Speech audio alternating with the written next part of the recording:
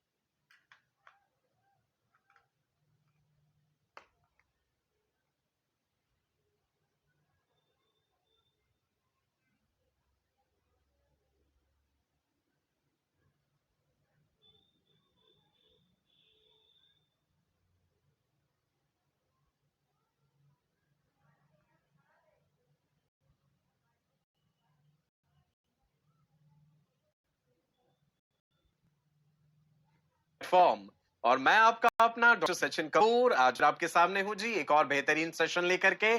आज हम कंटिन्यू करेंगे चैप्टर लिविंग वर्ल्ड और आज है session number maximum volume.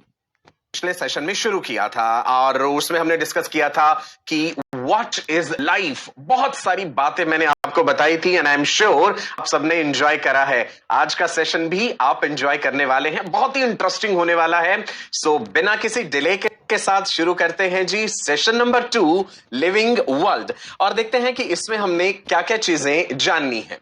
Diversity of living world, आप इस समय स्क्रीन पे देख पा रहे हैं कि आपको जंगल का राजा शेर नजर आ रहा है भाई। सो डाइवर्सिटी से मतलब क्या है हमारा, हजारों लाखों तरह के ऑर्गेनिजम्स आप अपने चारों तरफ देखते हैं भाई। संभव नहीं है कि इन सब के बारे में हम स्टडी कर पाएं।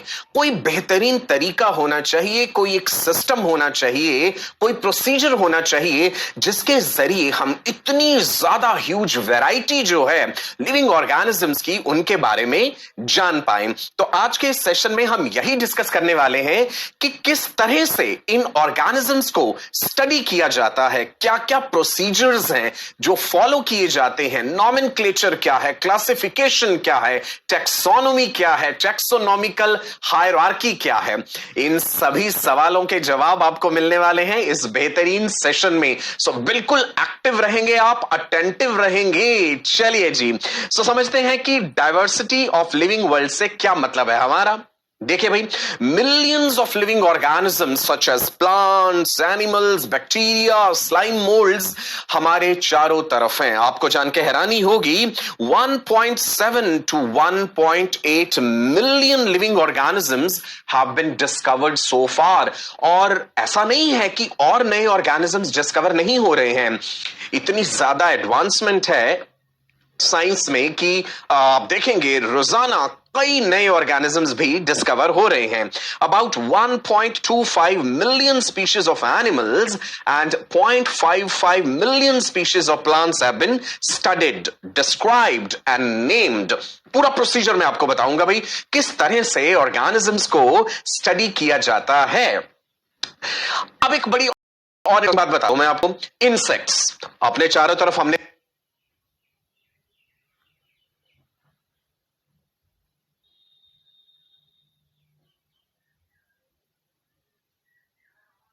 कॉमन इंसेक्ट्स देखे हैं, आपने हाउस फ्लाइज देखी हैं, आपने कॉकरोचेस देखे हैं, आपने मॉस्किटोस भी देखे हैं। क्या आपको यह बात पता है, single group of insects outnumber all the plants. Insects की इतनी ज्यादा स्पीशीज हैं, इनकी स्टडी के लिए there is a separate branch of biology that is called entomology, right? So every year about 15,000 new organisms are discovered. है ना बड़ी अनोखी बात? Thousands are still unknown and are yet to be identified and described. It is practically impossible to study each and every individual. So फिर कोई ना कोई एक बेहतर तरीका जरूर होना चाहिए जिस उन ऑर्गेनिजम्स को पर्टिकुलर ग्रुप में हम रख दें जिनमें सिमिलर कैरेक्टरिस्टिक्स हैं। तो अगर हमें ग्रुप के कैरेक्टरिस्टिक्स पता हैं तो ऑब्वियसली उस ग्रुप के अंदर जितने ऑर्गेनिजम्स इंक्लूडेड हैं उनके कैरेक्टरिस्टिक्स भी हमें पता चल जाएंगे। राइट जी, चलो आगे बढ़ते हैं जी। नाउ जैसा कि लिखा है आपके सामने स्क्रीन पे इस समय, it is difficult to remember their names, characters and uses. So biologist ने क्या करा है जी, दे हैव डिवाइज्ड टेक्निक्स, बड़ी बेहतरीन टेक्निक्स हमने डिवाइस करी हैं इस बात के लिए, identification, naming and grouping of various organisms depending upon the extent of similarities and differences as per certain rules. Nomenclature को लेकर के हमने कुछ रूल्स बनाए, टैक्सोनॉमी के कुछ रूल्स हैं, उन रूल्स को फॉलो करते हुए हम ऑर्गेनिजम्स को पर्टिकुलर ग्रुप्स में रखते हैं। जब आपको ग्रुप के कैरेक्टर पता है तो ऑब्वियसली आपको उस ग्रुप के अंदर इंक्लूडेड ऑर्गेनिजम्स के कैरेक्टर्स भी पता होंगे। चलिए जी, सिस्टमैटिक्स एक नया सा शब्द आपको लग रहा है। एक चीज मैं आपको और बता दूं, आपको टर्मिनोलॉजी से डरना नहीं है। बायोलॉजी में बहुत सारी टर्मिनोलॉजी आएगी और आप एक अच्छे बच्चे की तरह क्या करेंगे, एक रफ कॉपी में आप पेन के साथ, पेंसिल के साथ लिखेंगे जरूर टर्म्स को। भाई जब तक आप लिख के याद नहीं करेंगे चीजें आसानी से याद नहीं होंगी। तो आपको एक गुरु मंत्र दे रहा हूं मैं, लिख लिख के याद करेंगे आप। जैसे आज आप मेरी क्लास में हैं इस समय, है ना, हमेशा एक कॉपी पेन अपने साथ जरूर रखो कि भाई जो बता रहे हैं सर हम साथ साथ वो इंपॉर्टेंट टर्म्स जरूर नोट करते जाएंगे। तो पहला टर्म हमें देखने को मिला है जी यहां पे, दैट इज सिस्टेमैटिक्स। देखो सिस्टम, थोड़ा अंदाजा लग रहा है ना इससे कि सिस्टमैटिक्स किससे रिलेटेड होगा, किसी चीज की systematic study.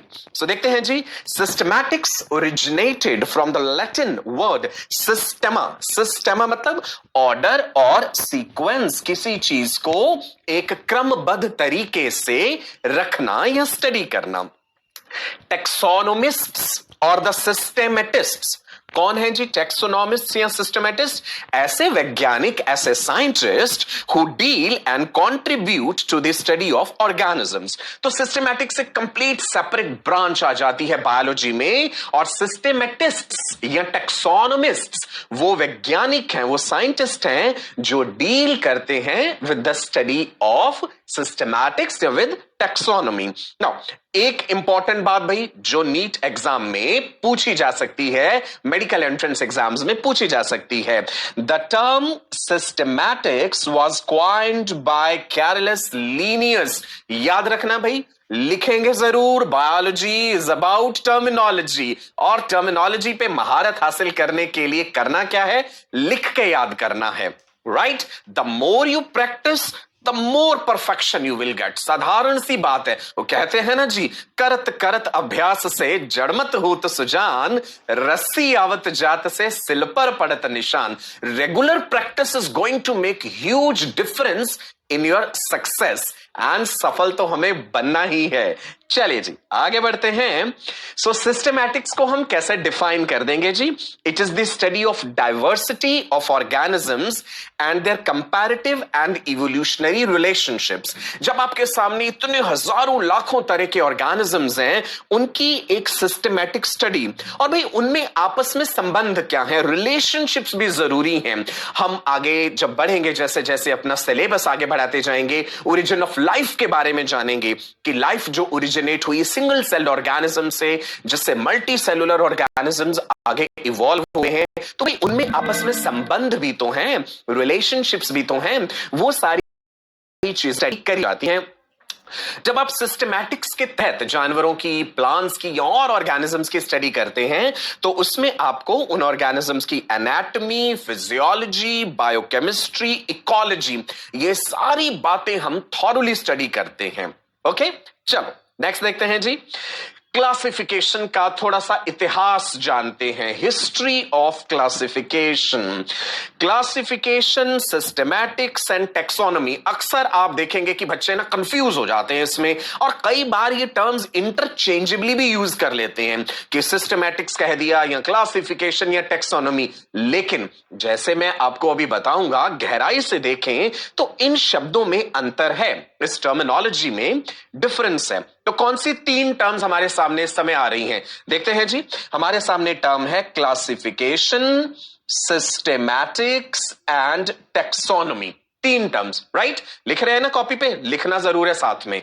Classification, systematics and taxonomy, ये तीनों टर्म्स अक्सर इंटरचेंजेबली यूज हो जाती हैं, परंतु जी सिम्पसन वैज्ञानिक हैं एक, इन्होंने कहा, लिखा है जी, the taxonomist G Simpson relate them to separate fields. इन्होंने कहा कि भाई ये तीनों अलग अलग बातें हैं। सिस्टेमैटिक्स एक ब्रॉड टर्म ले लीजिए, क्लासिफिकेशन उसी के तहत, उसके अंडर आता है, और टेक्सोनॉमी डील करता है उन सभी रूल्स एंड प्रोसीजर्स के साथ जो कि फॉलो किए जाते हैं जब हम ऑर्गेनिजम्स को क्लासिफाई करते हैं। सो देखिए जी, Simpson regarded classification as a subtopic of systematics. ध्यान दीजिए शब्दों पे, Simpson regarded classification as a subtopic of systematics that deals with ordering of organisms into groups. ठीक है जी? He regarded classification as a subtopic of systematics. उन्होंने कहा classification जो है वो सिस्टमैटिक्स का ही एक सब टॉपिक है, जो कि किससे डील कर रहा है? It deals with ordering of organisms into groups. Organisms को अलग अलग ग्रुप्स में ऑर्डर करके रखना। एंड टेक्सोनॉमी क्या है? ये एक अलग शब्द है। Taxonomy as the study of principles and procedures of classification. Organisms को क्लासिफाई करते समय भाई कोई क्रमबद्ध रूल्स तो होंगे, कोई सलीका तो होगा, कोई तरीका तो होगा, कोई प्रिंसिपल्स, प्रोसीजर्स होंगे जो हमें फॉलो करने हैं। तो उसकी जो स्टडी है वो टेक्सोनॉमी, राइट जी? क्लासिफिकेशन एंड टेक्सोनॉमी ये दोनों सिस्टेमैटिक्स के अंडर आते हैं। क्लियर जी? राइट, चलो आगे बढ़ते हैं। नेक्स्ट देखते हैं जी। एक और वैज्ञानिक का नाम आ गया। साइंटिस्ट के नाम आपको टिप्स पे होने चाहिए भाई, पर्टिकुलरली वो साइंटिस्ट जो एनसीईआरटी में मेंशन्ड हैं, राइट? सो यहां पे एक और वैज्ञानिक का जिक्र हमें देखने को मिलता है, दैट इज जॉन रे। क्या कंट्रीब्यूशन है जी जॉन रे का? इंग्लिश नेचुरलिस्ट जॉन रे जो है, English naturalist who coined the term species. Very very important, हमसे ये क्वेश्चन मेडिकल एंट्रेंस एग्जाम्स में पूछा जा सकता है। Who coined the term species? John Ray, English naturalist. किसके लिए क्वाइन करा ये टर्म उन्होंने? For a group of morphologically similar organisms, ऐसे ऑर्गेनिजम्स जो देखने में मॉर्फोलॉजिकली आपको सिमिलर लग रहे हैं। And he tried to differentiate between genus and species. अब इन टर्म से घबराना नहीं है कि भाई जीनस क्या है, स्पीशीज क्या है। इसी चैप्टर में जैसे जैसे हम आगे बढ़ेंगे ये और टर्म्स आपको पता चलती जाएंगी। The term monocotyledons and dicotyledons was also coined by him. जब हम प्लांट्स की स्टडी करेंगे डिटेल में, प्लांट सीड के बारे में डिस्कस करेंगे, वहां पे monocotyledonous plants and dicotyledonous plants का जिक्र होगा। फॉर द टाइमिंग आप क्या करेंगे? ये टर्म्स लिखेंगे जरूर। जितनी बार बार लिखेंगे उतने बेहतर तरीके से याद रहेगी ये टर्मिनोलॉजी। नेक्स्ट देखते हैं जी। Carolus Linnaeus, a Swedish naturalist often regarded as father of taxonomy. Very very important, ये क्वेश्चन तो समझ लो, अक्सर रिपीट होता है मेडिकल एंट्रेंस एग्जाम्स में कि फादर ऑफ टेक्सोनॉमी किस वैज्ञानिक को कहा जाता है, कि नहीं ये दर्जा दिया जाता है। So Carolus Linnaeus, Swedish naturalist regarded as father of taxonomy, इन्होंने जो किताब लिखी है दैट इज सिस्टेमा नेचुरे। आपको नाम याद रखना है भाई इस पुस्तक का, इस किताब का। So Carolus Linnaeus, the father of taxonomy, इनकी लिखी हुई ये किताब सिस्टेमा नेचुरे, जिसमें इन्होंने लगभग 4326 स्पीशीज ऑफ एनिमल्स यानी 4326 स्पीशीज ऑफ एनिमल्स का इन्होंने जिक्र किया। हम हिस्ट्री ऑफ क्लासिफिकेशन की बात कर रहे हैं, फिर हम धीरे धीरे मॉडर्न टेक्सोनॉमी, नियो सिस्टमैटिक्स, इसका जिक्र भी जरूर करेंगे। स्पीशीज प्लांटेरम, एक और किताब भाई। Species Plantarum contained description of nearly 5900 species of plants. Important, underline कर रहा हूं जी आपके लिए, एंड आई एम श्योर कि आप इसे साथ साथ लिख भी जरूर रहे होंगे। क्या नाम लिखा है आपने जी अभी तक? कैरलस लीनियस के बारे में आपने लिखा है, father of taxonomy. Carolus Linnaeus किताब, स्पीशीज प्लांटेरम, इससे पहले Systema Naturae. So Species Plantarum contained description of 5900 species of plants, जिनको कि उन्होंने कैसे अरेंज किया था। These were arranged according to his system of classification which was based on sexual character. हम एक और चैप्टर पढ़ेंगे आपके सिलेबस में, दैट इज बायोलॉजिकल क्लासिफिकेशन। उसमें हम ये जानेंगे कि क्या क्या अलग अलग तरीके हैं ऑर्गेनिजम्स को क्लासिफाई करने के। There is artificial system of classification, there is natural system of classification, there is phylogenetic system of classification. तो यहां पे जिक्र हो रहा है कि Carolus Linnaeus, father of taxonomy, जिनकी लिखी हुई ये किताब स्पीशीज प्लांटेरम, जिसमें लगभग 5900 स्पीशीज ऑफ प्लांट्स का जिक्र किया गया, और इनको उन्होंने क्लासिफाई किया था as per his system of classification, जो कि किस पे आधारित था, किस पे बेस्ड था? Based on sexual characters. Linnaeus also introduced a system of nomenclature of plants and animals which is known as binomial nomenclature। चलिए एक क्वेश्चन और बता दिया मैंने आपको जो अक्सर मेडिकल एंट्रेंस एग्जाम्स में पूछा जाता है, सो अंडरलाइन कर दीजिए आपके लिए। हमसे पूछा जाएगा कि किसने इंट्रोड्यूस किया था बायनोमियल नोमेनक्लेचर। अब आप घबराइए नहीं, ये बायनोमियल नोमेनक्लेचर क्या है अभी हम आगे जानेंगे। बायनोमियल नोमेनक्लेचर से हमारा क्या मतलब है, नोमेनक्लेचर क्या है, कितने तरह के नोमेनक्लेचर हैं। There is trinomial nomenclature also, binomial, polynomial also. किसी ऑर्गेनिज्म का जब आप ज़ूओलॉजिकल या बोटैनिकल नाम की बात करते हैं, से फॉर एग्जांपल अगर हम कॉकरोच का ही जिक्र करें, है ना, कॉकरोच का ज़ूओलॉजिकल नेम है Periplaneta americana. Periplaneta is the genus, americana is the species. ये डिटेल में डिस्कस करेंगे आगे, चिंता नहीं कीजिए बिल्कुल। So this is binomial nomenclature. सो किसने शुरुआत करी थी, किसने ये इंट्रोड्यूस किया था? लीनियस। हमसे क्वेश्चन पूछा जाएगा, who introduced the binomial nomenclature? हमारा जवाब क्या होगा? Carlos Linnaeus, right. चलिए आगे बढ़ते हैं जी। नाउ हिस्ट्री ऑफ क्लासिफिकेशन में एक टर्म और जानते हैं हम, क्लैडिस्टिक्स क्या है। सिस्टमैटिक्स तो अभी हमने जाना, सिस्टमैटिक स्टडी जिसके तहत क्लासिफिकेशन एंड टेक्सोनॉमी आते हैं। What is cladistics? देखिए जी, cladistics classifies organisms according to the historical order in which the evolutionary branches arose। Organisms को इस तरीके से क्लासिफाई करना कि जिस तरीके से उनका इवोल्यूशनरी ओरिजिन हुआ है।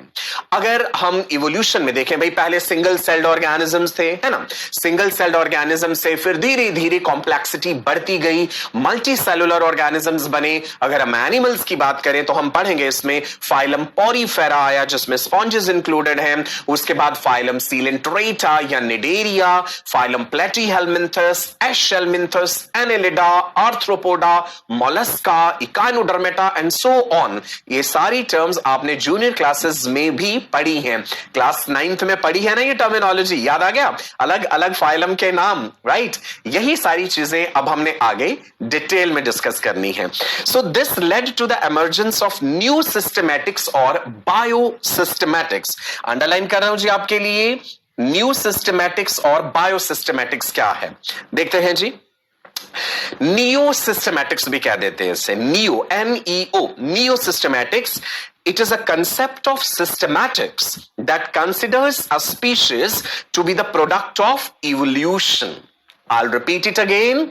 It is a concept of systematics that considers a species to be product of evolution, evolution term भी जरूर नोट करेंगे भाई साथ में।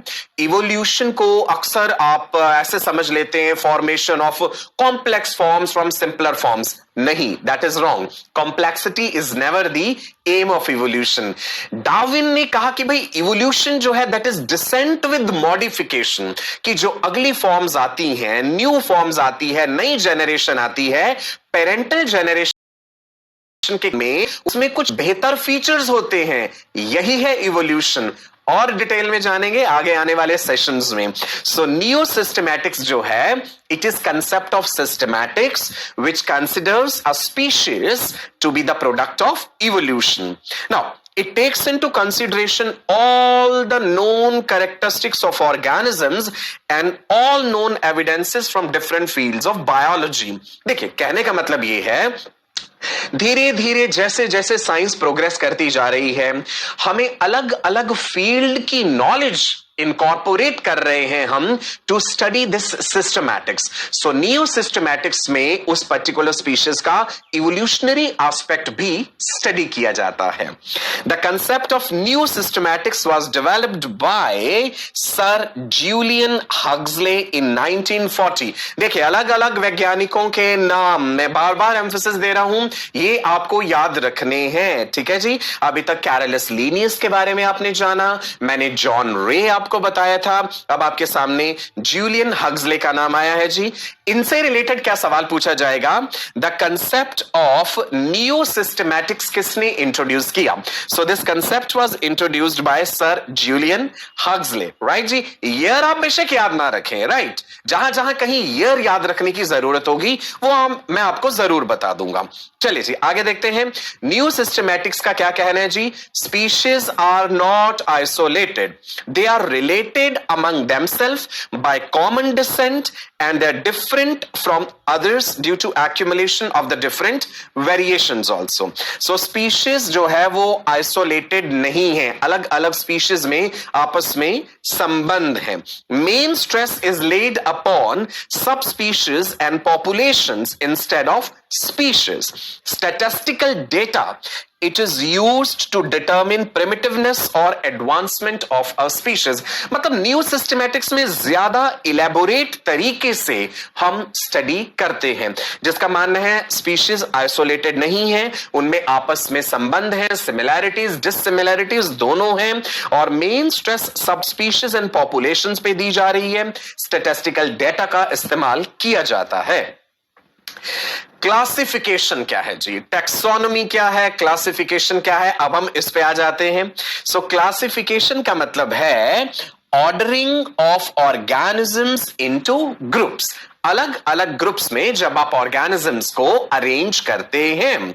The branch of science that deals with study of principles and procedures of biological classification is called taxonomy. So समझ लीजिए भाई, दोनों शब्दों का मतलब क्या है। टैक्सोनॉमी क्या है? साइंस की वो ब्रांच जो कि किससे डील करती है? It deals with study of principles and procedures of biological classification। जब आपने ऑर्गेनिजम्स को क्लासिफाई करना है तो भाई कोई सिद्धांत, कोई रूल, कोई रेगुलेशन, कोई प्रिंसिपल, प्रोसीजर फॉलो करेंगे ना, वो सब लिखित रूप से निर्धारित हैं, डिसाइडेड हैं। उन सब चीजों की स्टडी कहलाती है टैक्सोनॉमी। तो यानी हम टैक्सोनॉमिकल प्रोसीजर्स को फॉलो करते हुए क्लासिफाई करते हैं ऑर्गेनिजम्स को। क्लियर है जी इतना? Right, I hope you are enjoying the session and साथ साथ टर्मिनोलॉजी, साइंटिस्ट के नेम्स आप जरूर लिख रहे हैं। चलो आगे देखते हैं जी टैक्सोनॉमी को। Branch of study, the branch of the science और the study that deals with principles and procedures of identification, classification and nomenclature. देखिए अब कुछ नई टर्मिनोलॉजी आ गई। आइडेंटिफिकेशन, इसको डिस्कस करेंगे। Classification and nomenclature of organisms, इन सब चीजों की स्टडी टैक्सोनॉमी कहलाती है। तो टैक्सोनॉमी में तीन मेन बातें आ जाएंगी।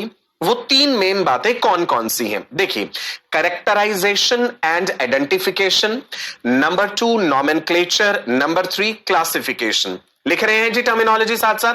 भूलेंगे तो नहीं, फिर से देख लेते हैं। टैक्सोनॉमी के अंडर, टैक्सोनॉमी के तहत आएगा characterisation and identification, number 2 is nomenclature and number 3 is classification. Right, चलो पहले देखते हैं जी कैरेक्टराइजेशन एंड आइडेंटिफिकेशन से क्या मतलब है। To identify and characterize an unknown organism by comparing it with known organism। अब सिंपल सी एग्जांपल ले लेते हैं। सपोज हम आर्थ्रोपोडा फाइलम की बात करते हैं ना। आप जानते हैं आर्थ्रोपोडा फाइलम में इंसेक्ट्स आते हैं। इंसेक्टा में क्या क्या चीजें आती हैं, इंसेक्ट्स जो है उनके क्या क्या फीचर्स हैं। काइटिनस एक्सोस्केलेटन है, ज्यादातर इंसेक्ट्स जो है वो उड़ सकते हैं, ज्यादातर इंसेक्ट्स के विंग्स होते हैं। ये सारी चीजें आपको ऑलरेडी पता है। अब आपने कोई नया ऑर्गेनिज्म ऑब्जर्व करा, जब आपको ऑलरेडी इंफॉर्मेशन होगी तभी तो आप कंपेयर कर पाएंगे कि क्या वो जो नोन ऑर्गेनिज्म आपको दिख रहा है उसमें 3 पेयर ऑफ वॉकिंग लेग्स हैं, ज्वाइंटेड अपेंडेजेस हैं, काइटिनस एक्सोस्केलेटन है, तो यानी वो इंसेक्टा ग्रुप को बिलोंग करता है। आपने अगर उसे क्लासिफाई करना है तो आप इंसेक्टा में डाल सकते हैं। ठीक है जी। सो कैरेक्टराइजेशन एंड आइडेंटिफिकेशन से मतलब है to identify and characterise an unknown organism, किसी अननोन ऑर्गेनिज्म को आइडेंटिफाई करना, उसको कैरेक्टराइज करना by comparing it with the known organism जो ऑलरेडी नोन है। So it is done with the help of what? It is done with the help of taxonomical aids, AIDS, taxonomical aids. ये एक separate topic हम discuss करेंगे कि taxonomical aids से हमारा क्या मतलब है। यहां पे एड्स वर्ड हेल्प को रेफर कर रहा है, मदद को रेफर कर रहा है। ठीक है जी। कैरेक्टराइजेशन एंड आइडेंटिफिकेशन क्लियर हुआ।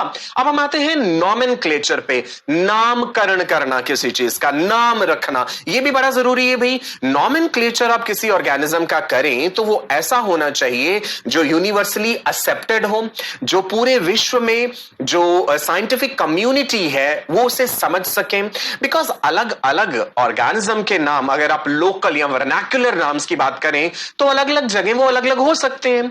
तो एक यूनिवर्सल कम्युनिकेशन के लिए हमें ऐसे नाम जरूर रखने पड़ते हैं जो सब जगहों पे सभी वैज्ञानिक या साइंस के स्टूडेंट्स उसे समझ सकें। सो नॉमेनक्लेचर से क्या मतलब है जी, देखते हैं।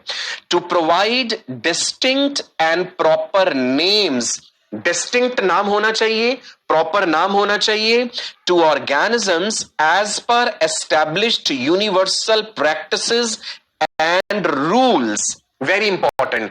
कोई भी नाम नहीं आप रख देंगे भाई। अगर मैंगो है, मैंजीफेरा इंडिका है, उसे लिखना कैसे है, क्या प्रोसीजर है उसके लिए, ये सारी चीजें उसमें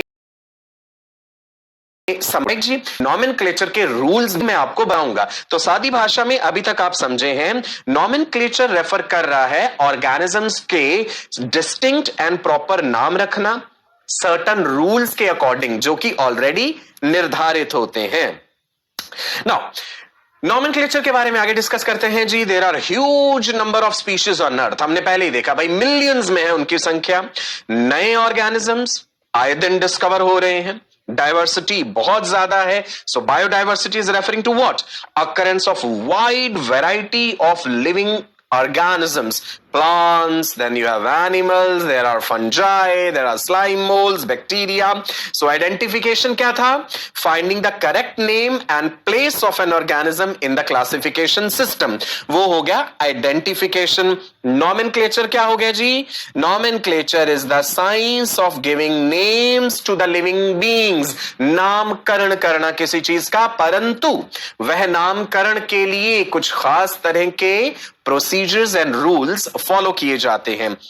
to types of names are given to the organisms. Generally आपने देखा होगा, एक तो कॉमन या वर्नाक्युलर नेम्स होते हैं, लोकल भाषा में जो नाम लिए जाते हैं, और वो अलग अलग चीजों के लिए अलग अलग हो सकते हैं। साइंटिफिक नेम्स दो तरह के हैं जी। सो पहले समझते हैं कॉमन और वर्नाक्युलर नेम से क्या मतलब है।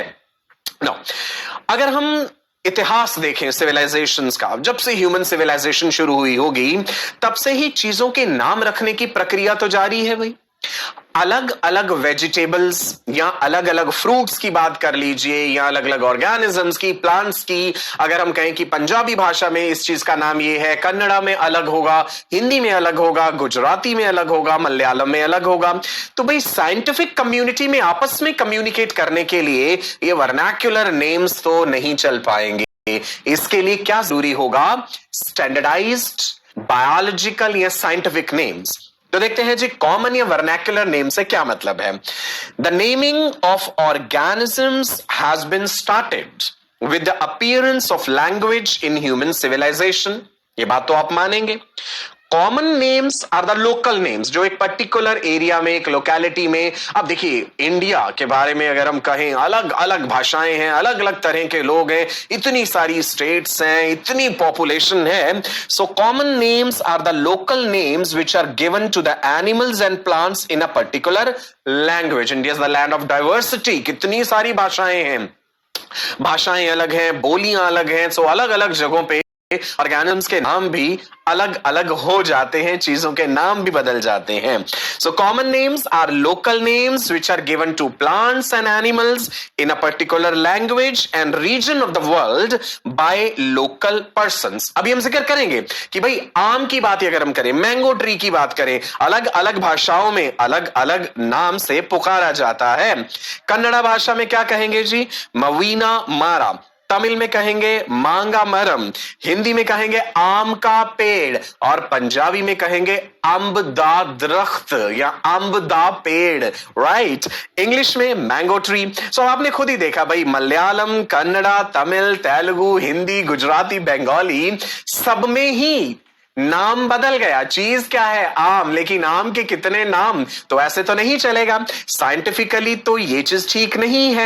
अगर हम आम का पेड़ कहें तो इसको यूएसए में कोई साइंटिस्ट कैसे समझ पाएगा, या अमेरिका में, या किसी भी और देश में, ब्रिटेन में, ऑस्ट्रेलिया में, कैसे ये पता चलेगा कि आप आम की बात कर रहे हैं? आपके पास उसका एक साइंटिफिक नेम होना चाहिए, and that is Mangifera indica, right जी। चलिए, सो कॉमन नेम्स जो हैं, these are based on some peculiarity of the organism.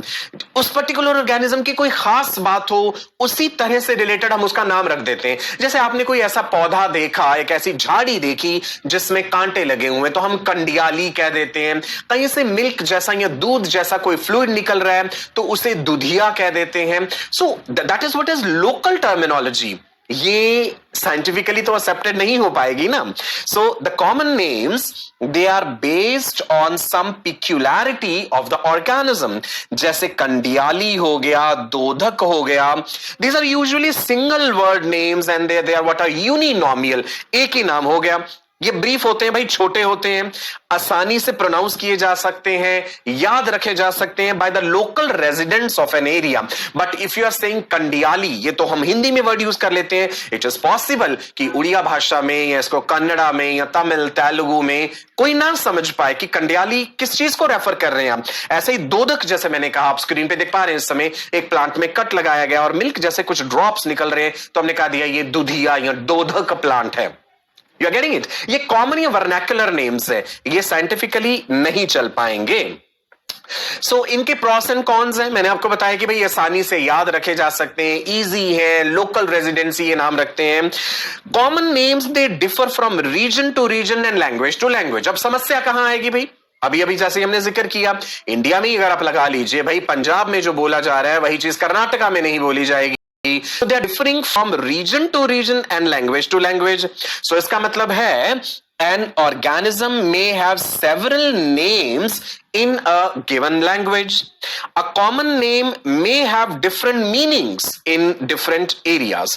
अलग अलग areas में एक common नाम का मतलब भी तो अलग हो सकता है. So a wrong common name cannot be easily corrected. उसे आसानी से करेक्ट करना भी मुश्किल हो जाएगा. सो ऑल इन ऑल कहने का मतलब ये है कि ये कॉमन या वर्नैक्युलर नेम्स जो हैं ये साइंटिफिकली सही नहीं है. सो इसके लिए बेहतर होगा कि हम एक set of rules and regulations बनाएं. दैट इज साइंटिफिक नॉमेनक्लेचर होना चाहिए हमारे पास. अब जिक्र करते हैं जो साइंटिफिक नॉमेनक्लेचर का. सो organisms must have scientific names which will be acceptable all over the world, and such naming it must be based on agreed principles and criteria.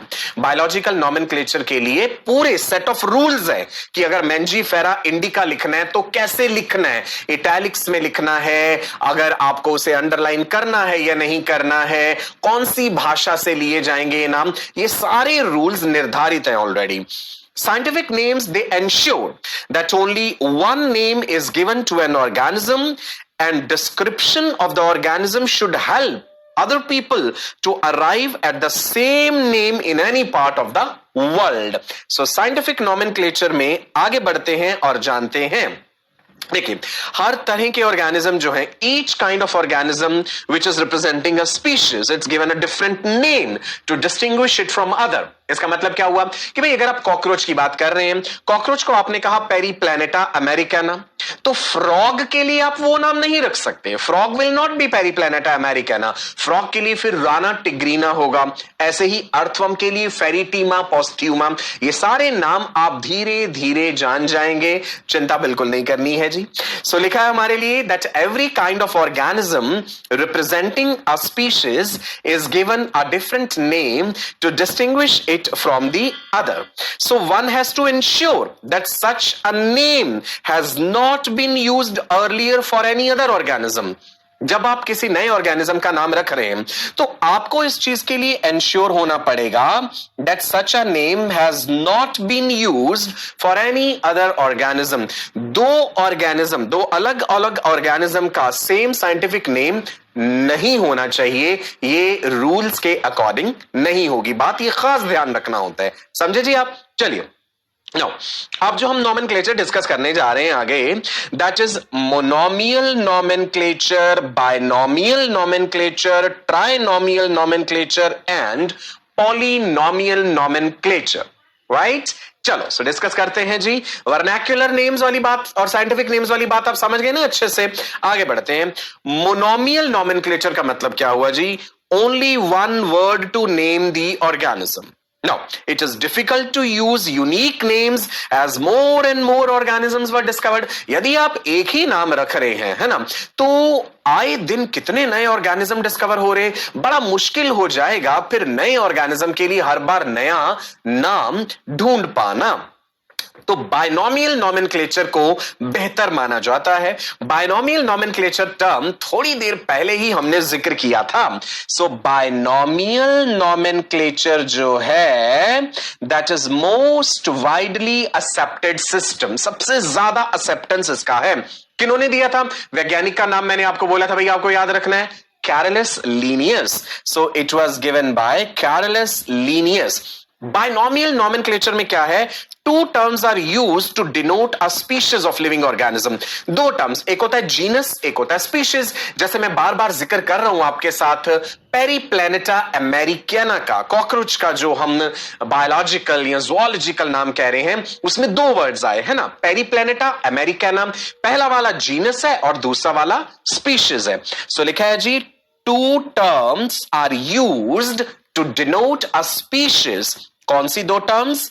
Generic name and species epithet. Right, जैसे mango के लिए हमने कहा Mangifera indica. अब आपको ये याद रखने पड़ेंगे, आप मेडिकल स्टूडेंट हैं भाई, घबराना नहीं है इनसे. धीरे धीरे जैसे जैसे सिलेबस आगे प्रोसीड करेगा ये सारी चीजें आपको आसानी से याद हो जाएंगी. अब बायनोमियल के बाद आता है जी ट्राइनोमियल नॉमेनक्लेचर. ट्राइनोमियल में मतलब तीन शब्द इस्तेमाल हो जाएंगे यहां पे. जैसे आप देख पा रहे हैं स्क्रीन पे, गोरिल्ला गोरिल्ला गोरिल्ला, तीन बार लिखा गया है उसी चीज को. सो इट रिकॉग्नाइजेस सब species with in a species.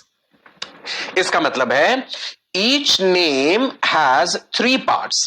पहला पार्ट इंडिकेट करेगा जीनस, दूसरा पार्ट इंडिकेट करेगा स्पीशीज एंड तीसरा इंडिकेट करेगा सब species. Right, this is trinomial nomenclature. Clear है जी? क्लियर हो गई बात आपको? जैसे कॉर्वस स्प्लेंडेंस, स्प्लेंडेंस कौवा जो है, क्रो का नाम है. जहां जहां नाम आ रहे हैं ना, ये साइंटिफिक कोशिश करते रहिए इन्हें याद रखने की, साथ साथ धीरे धीरे आपको आदत हो जाएगी. Now It is discarded for lack of justification for subspeciation. Trinomial nomenclature इतना ज्यादा यूज नहीं होता है because of lack of justification for subspeciation.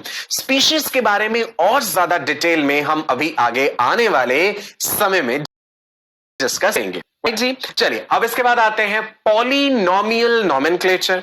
Nomenclature का जिक्र हो रहा है ना, मोनोनोमियल, मोनोमियल वाला हमने करा, बायनोमियल, ट्राइनोमियल, पॉलिनोमियल। सो पॉलिनोमियल में क्या था, अगर हम बहुत पुरानी बात करें, before 1750s scholars they used to add series of descriptive words to designate a particular species.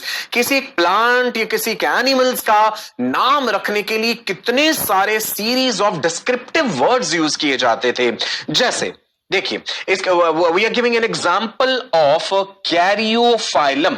आप खुद ही हैरान होंगे कि सर इतना लंबा नाम। The name given was Caryophyllum Saxatilis, Follis, Germanius, Umbalatus, Corambus। कितना अजीब लग रहा है और कितना मुश्किल है इतना लंबा नाम को याद रख पाना। सो भाई ऑब्वियस सी बात है, फॉर डिफरेंट रीजंस ये पॉलिनोमियल नोमेनक्लेचर नहीं चल पाएगा।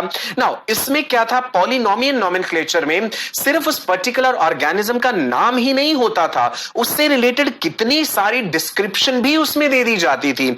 इट मींस जैसे हमने जिक्र किया यहां पे कैरियोफाइलम का, सो जो इतनी लंबी बात अभी मैंने पढ़ी थी आपके लिए, इसका मतलब क्या था। It means Caryophyllum growing on rocks, having grass-like leaves and umbellate corymb arrangement of flowers।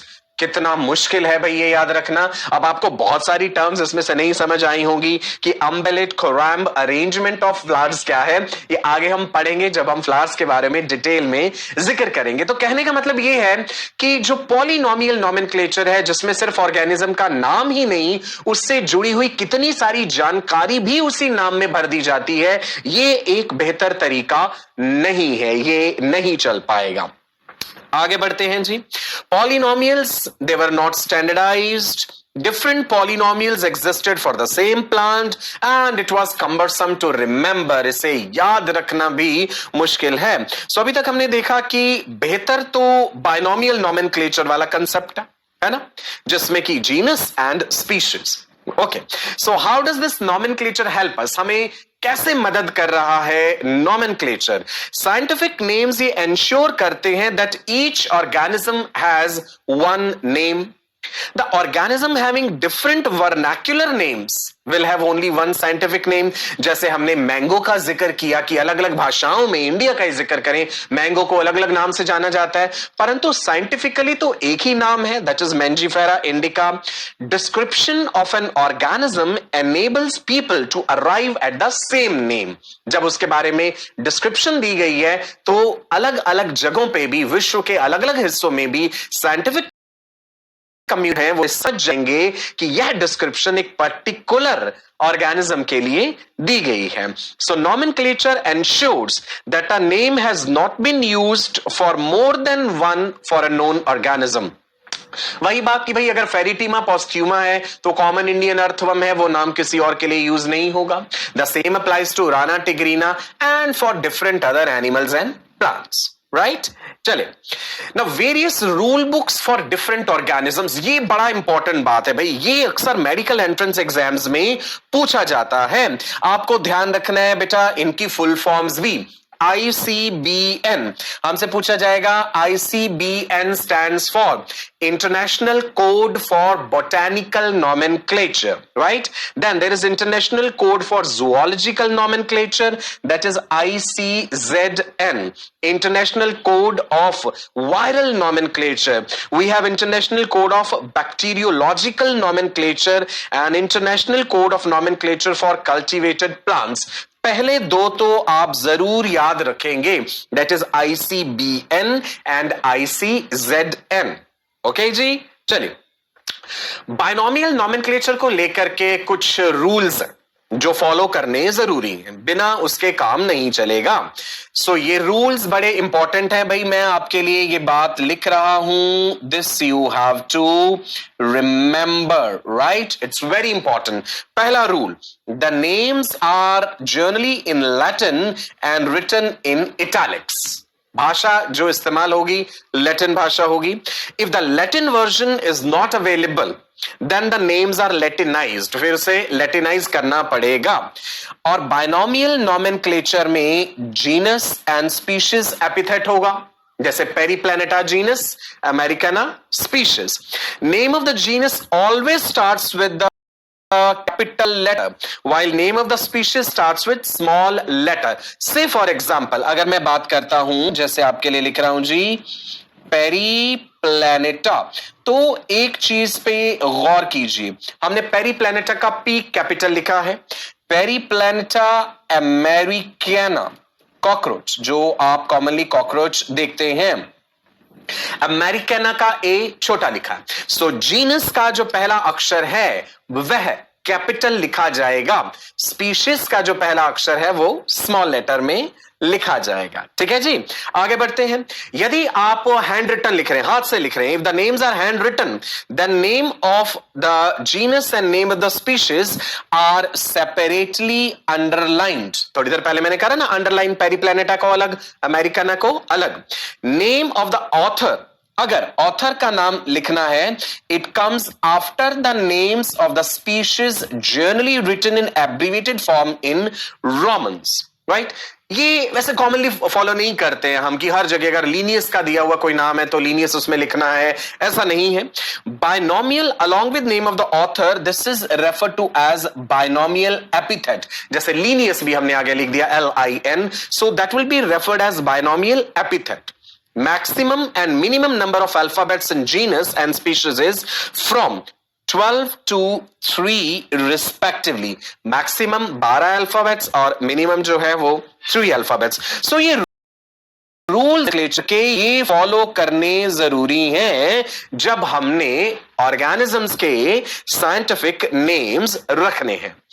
If the name of species consists of 2 words, then the 2 words are joined by putting a hyphen. जैसे अगर हम China rose की बात करें, देखिए China rose या जिसे शू flower भी कहते हैं, स्क्रीन पे आप देख पा रहे हैं इस समय, उसका नाम है जी हिबिस्कस रोजा साइनेंसिस। अब आपको गौर करने वाली चीज है, जैसे रोजा साइनेंसिस है तो ये कहा जा रहा है ना कि बीच में आपको हाइफन देना होगा अगर स्पीशीज में 2 शब्द आ रहे हैं। If the name of species consist of 2 words then the 2 words are joined by putting a hyphen. Clear है जी। Principle of priority is followed. The first valid published name is accepted as binomial and the rest are considered as synonyms. ये जो principal of priority है ये follow हमने करना है कि जो पहला the first valid published name is accepted as binomial, और फिर जो अगर उसके बाद हो गए उन्हें सिनोनिम्स माना जाता है। एक बड़ी इंटरेस्टिंग बात बताते हैं, animal species having the same name for both genus and species, they are known as tautonyms. ये क्वेश्चन भी कई बार मेडिकल एंट्रेंस एग्जाम्स में पूछ लिया जाता है कि टॉटोनिम से क्या मतलब है। यानी एनिमल स्पीशीज, एनिमल्स पे जिक्र हो रहा है, ध्यान दीजिए, having the same name for both genus and species, इन्हें टॉटोनिम कहा जाता है। जैसे आप आउल देख पा रहे हैं यहाँ पे, That is Eurasian eagle owl, bubo bubo. देखिए जीनस में भी ब्यूबो, स्पीशीज में भी ब्यूबो लिखा है ना, ब्यूबो ब्यूबो। ऐसे ही European grass snake, Natrix natrix, ये हो गए tautonyms. Now tautonyms, that is when name of the genus and species are same, they are not accepted in ICBN.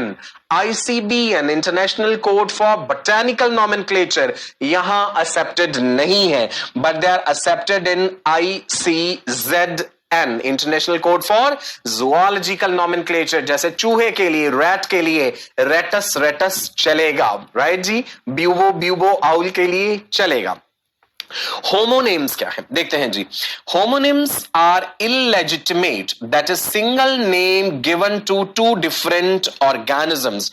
जैसे Prunus dulcis, that's used for almonds and plum. Prunus dulcis used for almond यानी बादाम, and plum, ये homonyms कहलाते हैं। Okay, चलिए जिक्र कर रहे थे जी हम टेक्सोनॉमी का, और टेक्सोनॉमी में अभी तक हम क्या पढ़ पाए? हमने जाना कि टेक्सोनॉमी में वो रूल्स, वो प्रोसीजर्स, वो प्रिंसिपल्स यूज होते हैं जो ऑर्गेनिजम्स को क्लासिफाई करने में मदद करते हैं। यहां हमने कैरेक्टराइजेशन एंड आइडेंटिफिकेशन के बारे में जाना। फिर मैंने नॉमेनक्लेचर का जिक्र किया भाई आपके साथ, जिसमें मेन बात याद रखना, बायनोमियल नॉमेनक्लेचर और कैरोलस लीनियस को तो बिल्कुल नहीं भूलना है। किताबें भी याद रखनी है, सिस्टमा नेचुरे, स्पीशीज प्लांटेरम। अब हम आ जाते हैं अपने अगले टॉपिक पे, that is how are we going to classify the organisms. Classification के क्या मतलब है, ये टैक्सोनॉमिकल हायरार्की क्या होता है। अब आप देखिए स्क्रीन पे इस समय आप देख पा रहे हैं एक ऑर्गेनाइज्ड तरीके से रखी हुई चीजें, चाहे आप किचन की बात करें, चाहे आप एक लाइब्रेरी में रखी हुई किताबों की बात करें, किसी भी चीज का एक ऑर्गेनाइज्ड तरीके से रखना बड़ा जरूरी होता है। सो ऑर्गेनाइज्ड होगा, बेहतर तरीके से उसे स्टडी किया जा सकेगा, उसे समझा जा सकेगा। Now the basis of earliest classification, अगर हम इतिहास की बात करें, हिस्ट्री की बात करें, अर्लीस्ट क्लासिफिकेशन की बात करें, वहां पे किस तरीके से क्लासिफाई कर दिया जाता था ऑर्गेनिजम्स को, that was the basic needs of food के आधार पे, शेल्टर या क्लोथिंग, उस तरीके से चीजों को क्लासिफाई कर दिया गया। Now the basis of modern classification, यहां पे external characteristics, structure of the cell, developmental process, ecological information, मतलब उस पर्टिकुलर ऑर्गेनिज्म के बारे में बहुत सारी जानकारी हमें चाहिए। In fact not only the morphology but the anatomy, physiology, biochemistry, cell biology, genetics, एक एक चीज यहां पे गौर से परखी जाएगी, जानी जाएगी। क्या क्या स्टेप्स हैं इस मॉडर्न टेक्सोनॉमी में? भाई there is characterisation, there is identification, classification, nomenclature, ये सारे स्टेप्स फॉलो होते हैं। सिस्टमैटिक्स, जैसा कि हमने जिक्र किया थोड़ी देर पहले ही, study of evolutionary relationships among organisms, जिसमें कोई भी स्पेसिमेन जब आपने लिया, आपके सामने कोई स्पेसिमेन आया, आपने उसका डिस्क्रिप्शन देखा, मॉर्फोलॉजी देखी, डिटेल्स जानी उसकी, आपको उसे क्लासिफाई करना है, आपको उसका नाम रखना है।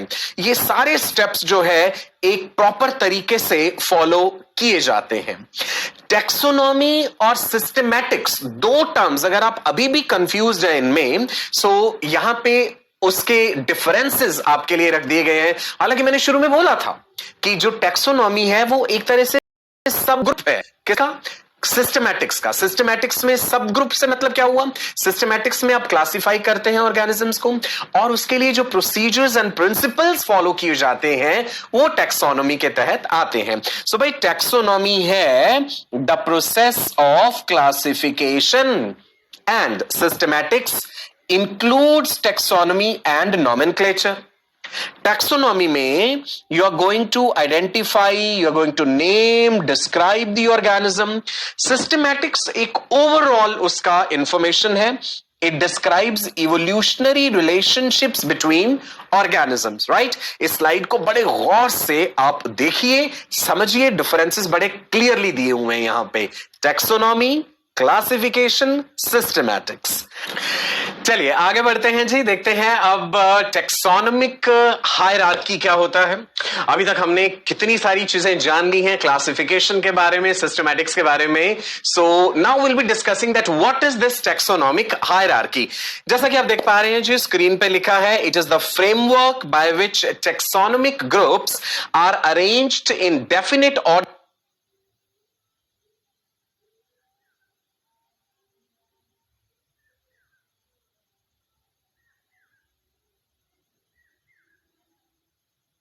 Order from higher to lower categories. अच्छा, क्लास 9th का जरा याद कीजिए, थोड़ा सा आपने पढ़ा होगा kingdom, phylum, class, order, family, genus, species. यही टेक्सोनोमिक हायरार्कीज के बारे में अब हम जानने जाएंगे थोड़ा और डिटेल में। ठीक है जी, चलिए तो शुरू करते हैं। दैट टेक्सोनोमिक हायरार्की जो है, इट इज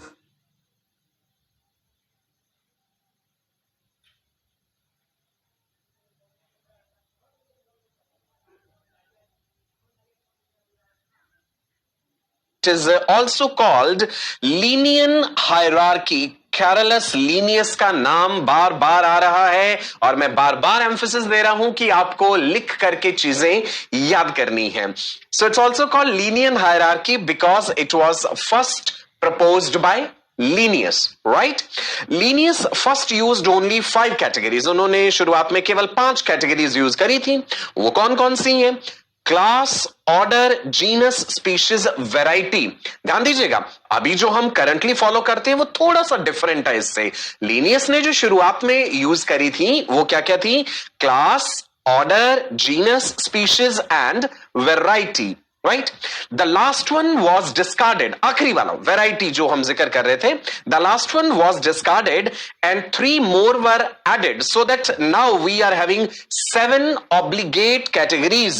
याद रखेंगे all my future doctors, 7 obligate categories. और वो कौन कौन सी हैं? There is kingdom, phylum. अच्छा ध्यान दीजिए, फाइलम के साथ एक वर्ड लिखा हुआ है डिवीजन. ऐसा क्यों किया गया है?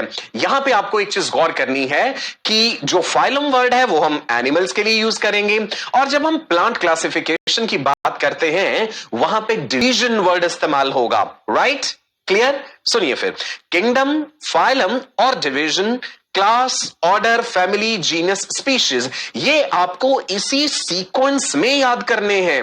राइट, इसी सीक्वेंस में लिख लीजिए साथ के साथ कॉपी पेन पे. Kingdom, phylum, class, order, family, genus, species. और प्लांट्स के केस में फाइलम की जगह पे जो वर्ड इस्तेमाल होगा दैट इज डिवीजन. राइट, चलो आगे बढ़ते हैं जी. Now, लिखा है क्लियरली आपके लिए, botanists use division in place of phylum as a category in the classification of plant kingdom. तो ये भी एक क्वेश्चन की तरह फ्रेम हो सकता है कि प्लांट क्लासिफिकेशन करते समय फाइलम शब्द की जगह हम क्या इस्तेमाल करते हैं? That is division. राइट जी, चलिए आगे देखते हैं. In order to make taxonomic position of the species precise, certain subcategories and super categories have also been added in the list. जैसे आप देखेंगे कि जब हम पढ़ते हैं एनिमल किंगडम के बारे में कई जगहों पे आपको सुपर फाइलम वर्ड भी नजर आएगा. राइट, सुपर क्लास, सब क्लास, इंफ्रा क्लास. तो दैट मीन्स क्लासिफिकेशन को और ज्यादा प्रिसाइज और बेहतर बनाने के लिए सब कैटेगरीज एंड सुपर कैटेगरीज का इस्तेमाल भी किया जाता है. सो देखते हैं जी कौन कौन सी हैं ये सब categories and super categories. Number 1 जी, सब किंगडम. सो किंगडम तो पता है हमें भाई, सब किंगडम भी हो सकता है. सुपर फाइलम, सुपर डिवीजन भी हो सकता है. इसी तरह से सब डिवीजन, सुपर क्लास, सब क्लास, सुपर ऑर्डर, सब ऑर्डर, सुपर फैमिली, सब फैमिली, ट्राइब, सब स्पीशीज या फिर वेराइटी. राइट, क्लियर है जी. चलो नेक्स्ट देखते हैं. ट्राइब से क्या मतलब है अब हमारा जी? Tribe is an intermediate category between sub family and genus. तो याद रखेंगे, tribe is an intermediate category between sub family and genus. Both in animal and plant kingdom the lowest category is species. एक और question मिल गया हमें NEET exam के लिए या मेडिकल एंट्रेंस एग्जाम्स के लिए. एक और क्वेश्चन मैंने आपको बता दिया. अगर हमसे ये पूछा जाए that which is the lowest category in the classification, so क्या होगा जी हमारा आंसर? स्पीशीज. और सबसे ऊपर वाला पूछे, हाईएस्ट अगर पूछेंगे तो highest is kingdom. Right, underline कर लेते हैं जी. So in plant as well as animal kingdom the lowest category is species and the highest category is the kingdom. आसान है चीजें. राइट, लिखना जरूर है, बार बार एम्फेसिस दे रहा हूं. Biology is all about practice. The more you practise the more perfect you become. कहते हैं ना, practice makes a man perfect. चलो जी आगे देखते हैं. Categories in the hierarchy are in the ascending order. As we grow from the lowest rank, that is species, towards the kingdom, the number of similar characters decreases. Clear? चलिए, बड़ी तरीके कितने खूबसूरती से आपको यहां पे ये स्लाइड बना करके चीज क्रिस्टल क्लियर तरीके से समझाई गई है. आगे बढ़ते हैं। Of the various categories of classification only the species have a real existence in nature. अब आप ये कहें कि सर ये फाइलम का एग्जिस्टेंस क्या है, तो फाइलम कोई ऐसी चीज नहीं आप देख सकते हैं उसे, नहीं नहीं, जो स्पीशीज है उसका रियल एग्जिस्टेंस है, बाकी तो सब एक तरह से रैंक है ना। जैसे हम कह देते हैं कि मान लीजिए इंडिया को मान लिया किंगडम है ना, किंगडम के अंडर फाइलम आते हैं, तो इंडिया की जितनी भी स्टेट्स हैं वो हो गई फाइलम। हर स्टेट फिर फर्दर डिवाइडेड होता है डिस्ट्रिक्ट में, जैसे फाइलम डिवाइडेड होता है आगे क्लासेस में। सो इसी तरह से डिस्ट्रिक्ट से सब डिस्ट्रिक्ट लेवल, और वहां पे फाइलम के बाद फिर class, then order, then family. This is how it goes, right? So of the categories, of the various categories of classification, only the species have a real existence in nature. बाकी जितने भी हैं, others are merely man-made, convenient and arbitrary groups without actual existence in nature. I hope ये बात आपको समझ आ गई होगी कि केवल स्पीशीज का अपना अस्तित्व है, अपनी रियल एग्जिस्टेंस है। So जो स्पीशीज है, it is regarded as basic unit of classification। ध्यान रखेंगे जहां पे मैंने ये क्वेश्चन लिख दिया है ना आगे क्यों, इट मींस कि ये पूछा जा सकता है मेडिकल एंट्रेंस एग्जाम्स में। टेक्सॉन क्या है जी, आप देखेंगे कई जगह पे हम बायोलॉजी में टेक्सॉन वर्ड यूज करते हैं। The word tax on, it signifies a taxonomic group of any rank which represents the real biological organisms included in a category। Like जैसे मेज कह देते हैं हम, जिया मेज, that is referring to species। roses क्या हो गया word, that is a genus। grasses, that's a family।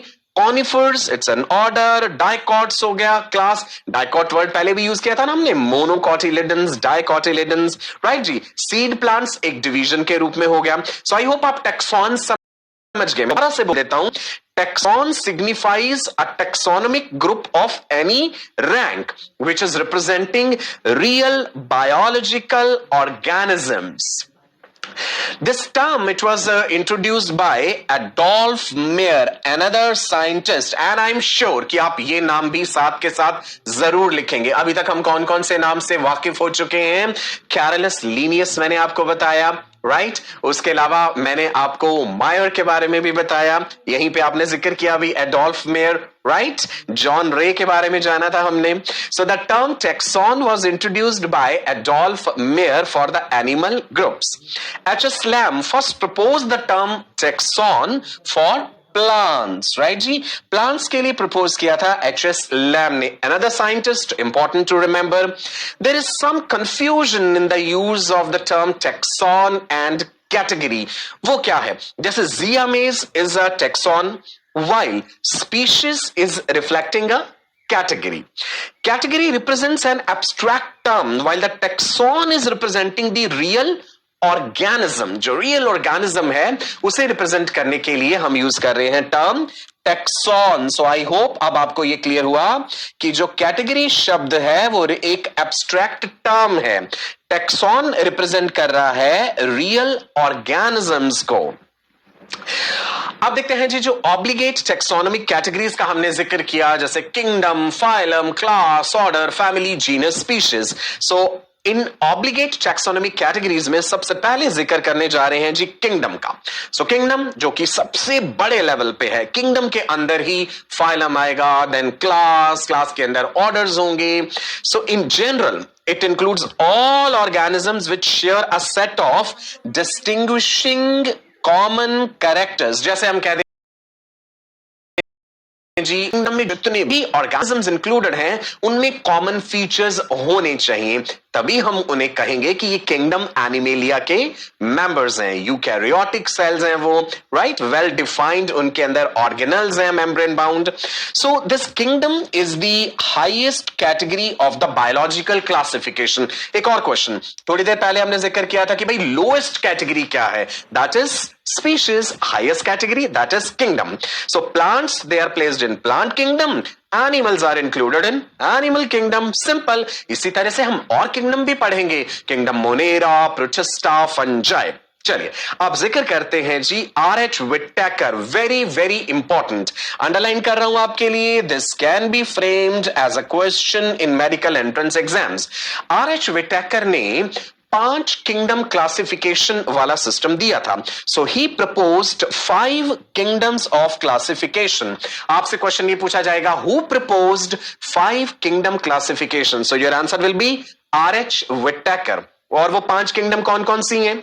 ध्यान से देखिए, किंगडम एनिमेलिया जिसमें एनिमल्स प्लेस्ड हैं, किंगडम प्लांटे जिसमें प्लांट्स हैं, प्रोटिस्टा जिसमें प्रोटिस्ट हैं, फंजाई एंड बैक्टीरिया यानी कि मोनेरा।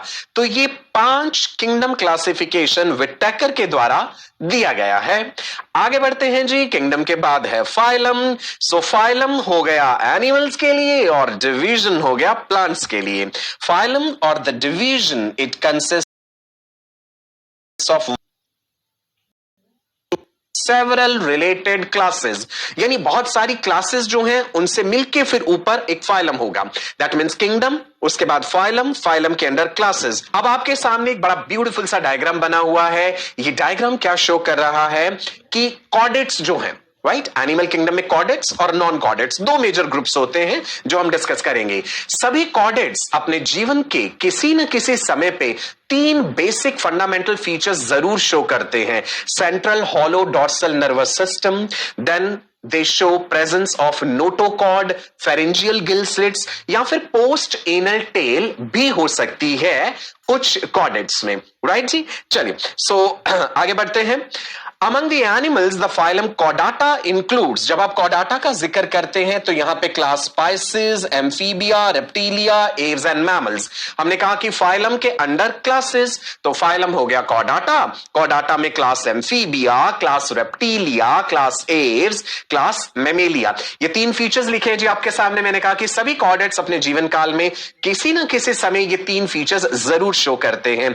वो फीचर्स हैं presence of a notochord, central hollow dorsal nervous system and the pharynx perforated by gill slits। Chordata further आगे उसमें भी डिविजन्स हैं। There are urochordates, there are vertebrates, cephalochordates. ये हम कॉर्डेट्स की क्लासिफिकेशन में पढ़ेंगे कि एक्रेनिया एंड क्रेनिएटा 2 में डिवाइडेड होता है। एक्रेनिया वाले वो कॉर्डेट्स होते हैं जिनमें ब्रेन बॉक्स नहीं होता। क्रेनिएटा में वर्टिब्रेट्स आते हैं, वर्टिब्रेटा जिनमें वर्टिब्रल कॉलम है यानी कि रीढ़ की हड्डी। अब ये भी जिक्र कर रहा था कि भाई प्लांट्स के केस में डिवीजन वर्ड यूज करना है। The division is given the suffix phyta and the sub division is phytina. That is in case of plants, right? So phylum or the division, it is a category which is below the kingdom. It is based on common features, and in kingdom Plantae we call it as division. That means phylum की जगह division word use करते हैं। जैसे plants में हम कहते हैं division Thallophyta। Examples आपके सामने हैं, beautiful सी देख पा रहे हैं आप, चारा है, क्लैरोफोरा है, उल्वा है। टेक्सोनॉमिक कैटेगरीज में आगे बढ़ते हैं और देखते हैं क्लास। किंगडम हो गया, फाइलम हो गया, next is class. So class क्या है? It is a category below the phylum, और you can say it's a category between phylum and class. There is sub phylum. मैंने कहा था कि भाई मेन कैटेगरीज तो kingdom, phylum, class, order, family, genus, species हैं। इसके अलावा कहीं भी सब कैटेगरीज भी हो सकती हैं, तो फाइलम के नीचे सब फाइलम भी हो सकता है। जैसा कि लिखा है, category between phylum and classes सब फाइलम। कैटेगरी बिटवीन सब फाइलम एंड क्लास भी हो सकती है, that will be super class, right? So class is a taxonomic category made up of one और मोर रिलेटेड ऑर्डर्स। क्लास के अंदर क्या आएंगे जी? ऑर्डर। जैसे मैं क्लास मेमेलिया की बात करूं, मेमेलिया के अंदर बहुत सारे ऑर्डर्स हैं। There is order Primata, Chiroptera, Carnivora, Insectivora, Rodentia. ये लिखे हैं ना आपके सामने, ये सभी ऑर्डर्स हैं।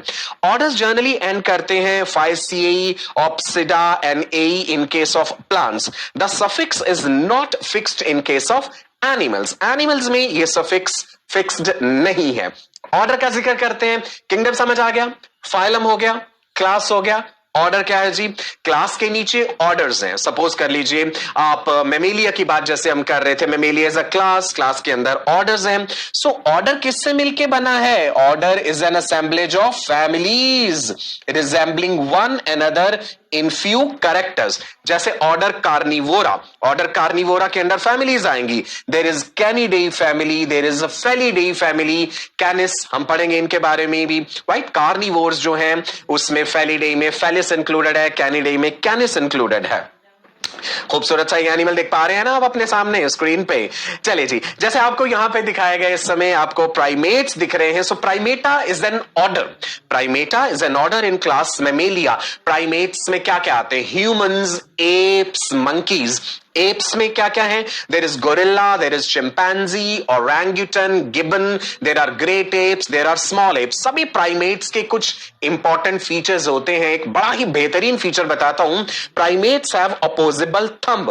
प्राइमेट्स में थंब अपोजिबल है, फिंगर्स को अपोज करता है, जिसके कारण किसी भी चीज के ऊपर उनकी ग्रिप होती है, वो पकड़ पाते हैं किसी भी चीज को। चलिए जी, आगे देखते हैं बेटा। टेक्सोनॉमी कैटेगरीज में नेक्स्ट है हमारे पास family. So family is represented by group of related genera, मतलब बहुत सारे जीनस मिलकर के एक फैमिली बनाते हैं। जैसे कैनिडेई फैमिली हो गया। So genera like Solanum, Petunia, Datura, Atropa etcetera, they are based on similarities and they are placed in the family Solanaceae. ये इंपॉर्टेंट है, ये ध्यान रखेंगे आप।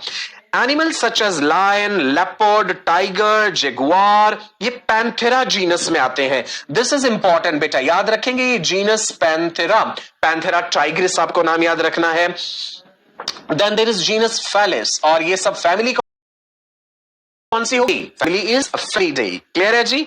चलिए, in plants the family ends with the suffix aceae and sub family with oideae. In animals the suffixes are idae for family and inae for sub family. ये आपकी information के लिए है, अगर आप ये चीज ना भी याद रखना चाहें तो चलेगा, it's okay, perfectly okay. Next है जी हमारे पास जीनस। सो जीनस क्या है? It is a category below the family. First word of a scientific name, याद कीजिए, बाइनोमियल नॉमेनक्लेचर, जिसमें दो वर्ड्स हमने यूज किए थे, जैसे पेरीप्लैनेटा, अमेरिकाना। तो Periplaneta genus, americana species. Category below the family but above the genus is सब फैमिली। यह जिक्र हमने पहले किया था कि सब कैटेगरीज सुपर कैटेगरीज हो सकती हैं। सो जीनस में have a single species monotypic, जैसे होमोसेपियंस हो गया भाई, और इट में हैव सेवरल स्पीशीज पॉलीटाइपिक। तो जीनस मोनोटाइपिक या पॉलीटाइपिक हो सकते हैं। मोनोटाइपिक तब अगर उसमें केवल एक स्पीशीज इंक्लूडेड है, जैसे ह्यूमंस के लिए होमोसेपियंस। पॉलीटाइपिक जब उसमें एक से ज्यादा स्पीशीज इंक्लूडेड है, पैंथेरा एंड सोलानम, जैसे Panthera tigris, Panthera leo. So all the species of a genus they have a number of common features which are called correlated characters. Right जी, ध्यान रहेगा। बड़ी खूबसूरत स्लाइड्स भी हैं आपके लिए साथ के साथ, जिन्हें देख करके आपको सब्जेक्ट में इंटरेस्ट और ज्यादा आ रहा होगा। यही मकसद है जी हमारा यहां पे कि इतने बेहतरीन तरीके से आपको जानकारी दी है कि एक बार लेक्चर सुनने में ही वो प्रिंट हो जाए आपके माइंड में। बाकी का एफर्ट आपका है, मेहनत आपको करनी है, मोटिवेट हम कॉन्स्टेंटली आपको करते रहेंगे। स्पीशीज क्या है जी? चलिए बिल्कुल अब हम एंड करने वाले हैं लेक्चर अपना। Lowest category of classification and it is the second word in a scientific name, क्योंकि बाइनोमियल नॉमेनक्लेचर में दो शब्द इस्तेमाल करते हैं। Species occupies a key position in the classification, very important. It is the lowest or the basic taxonomic category. ये भी याद रखेंगे, highest kingdom, lowest species. Ernst Mayr, another important scientist. Ernst Mayr, an evolutionary biologist, he has been called as the Darwin of the 20th century. भाई ध्यान रखिएगा, NCERT में ये mentioned है एज अ क्वेश्चन, ये आपसे पूछी जा सकती है कि कौन से वैज्ञानिक को Darwin of the 20th century के नाम से जाना जाता है। सो स्पीशीज आप यहां पे स्क्रीन पे देख पा रहे हैं जी, humans, Homo sapiens, the basic unit for understanding taxonomy as well as evolution. याद रहे इवोल्यूशन क्या है?